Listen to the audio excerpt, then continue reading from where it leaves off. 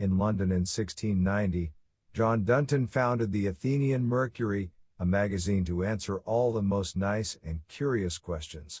It was the world's first advice column.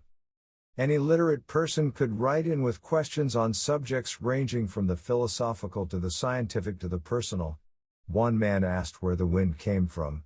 Another asked for advice concerning the drunkenness of his wife. In one memorable submission, a man asked why a horse's fundament was round yet it emitted an oblong excrement. Below is an edited collection of 10 intriguing submissions to this advice column as well as the answers received by the writers. The questions help to illuminate the everyday concerns of those living some 300 years ago. Please note that the questions and answers are quoted from the Athenian Oracle, which is the full collection of Athenian Mercuries. To make the list easier to read, we've removed the quotations marks and italics that we normally use in these instances. Number 10. Young men back then had similar concerns to those of today. Question. It is my misfortune to be red-haired. I love a lady who has the greatest aversion imaginable to that colored hair. I love her to distraction and have sufficient hope of obtaining her were this obstacle removed. I don't expect a perfect alteration of the hair. I only beg you would direct me in such a method as may make it brown for 15 or 16 days so that neither sweat nor rain will efface it, and then to repeat it again, for if she discovers it at any time after marriage, her aversion will be equally fatal to me. Answer. We fancy it can't be impossible to have your hair stained or dyed by a skillful painter with ingredients so strong as it would never out till that crop were off the ground. For the rest of the hair, since it will be every day peeping out, and in a little while your head will be like a bullfinch's, of 2 colors, in which case we know no remedy but to repeat the operation. Number 9. Cure for hearing voices. Question. There is a gentleman who has for a long time been possessed with a fancy that people are continually talking to him with an audible voice, sometimes one, sometimes another, who threaten to destroy him one way or another. Now, gentlemen, your opinion is desired, whether it be possible for persons to discourse with him at a great distance, and in such manner as not to be heard by some friends near him who have the sense of hearing quick enough. Whence this fancy proceeds, and what means are proper to cure and remove it? Answer. We have heard a great many plausible stories of men conversing with spirits, but we neither see how it can be performed nor can positively prove the contrary. Yet are most apt to believe the notion proceeds from some distempers in the brain and is nothing else but the effect of a melancholy fancy which is often caused by the indisposition of the body and sometimes by want for agreeable conversation.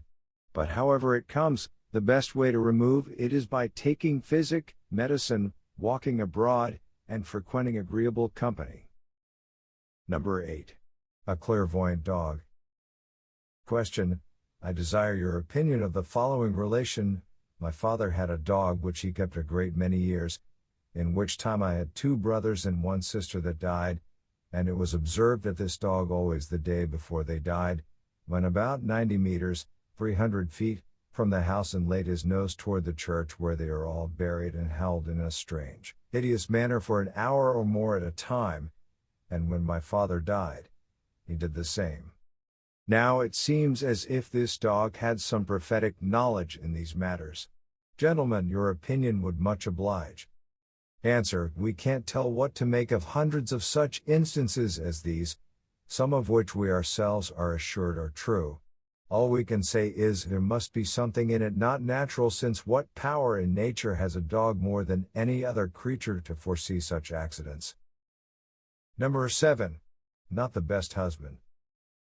Question. I'm a married man, but having a very ill wife, have been parted from her for some years, and design never to live with her more. Now I desire your advice whether I may pray to God to take her to himself, that I may endeavor to make myself happy in another.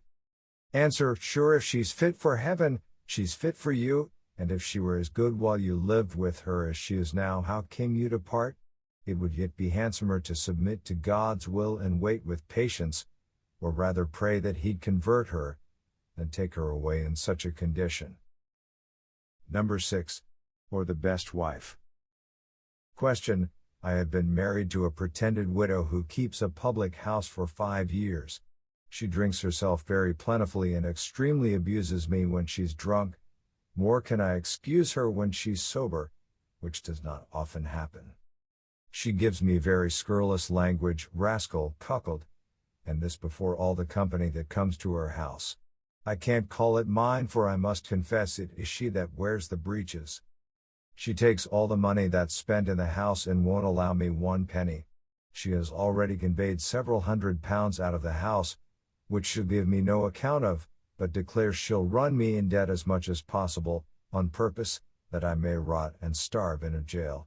For charity, I beg your advice how, if possible, I may reduce her to a better mind. Answer: alas! If one half of this be true, thou art in a very woeful pickle and require the charitable assistance of all well-disposed husbands.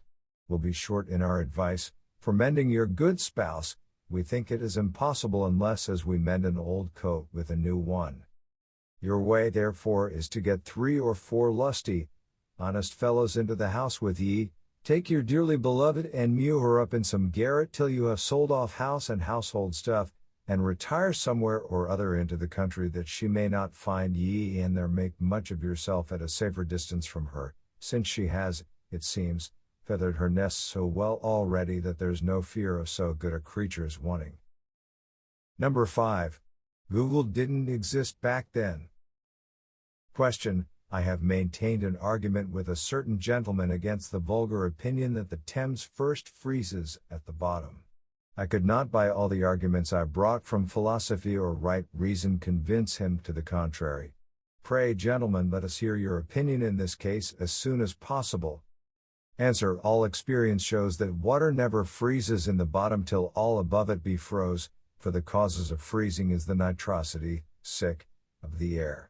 Fishes retire to the deepest places in winter time to avoid the cold, and every swimmer will tell you that water exposed to the air is always different in its temperature from that which is deeper. Number 4. The simplest things weren't well understood. Question: what's the reason that some men have no beards? Answer: a want of heat and a due disposition of nature. So where there is not heat enough to open the pores for the growth of hair, that humidity and moisture, which is the natural cause of hair, retires to other parts of the body more adapt and better prepared for expulsion. Number 3. A frightening time to live. Question: I have a certain knowledge of a thing that happened not long ago.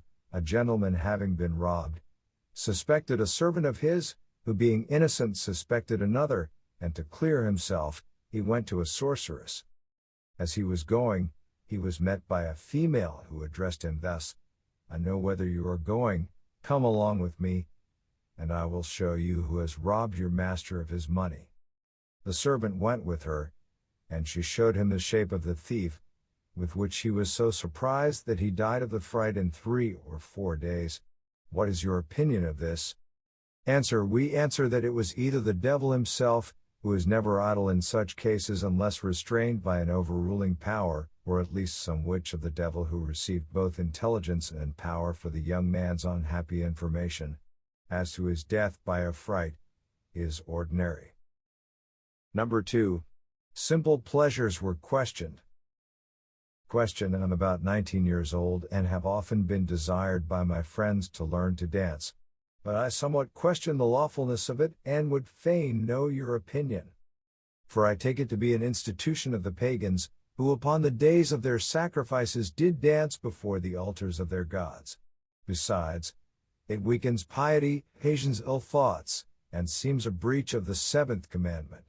I desire a speedy answer. Answer: dancing seems in some sort natural.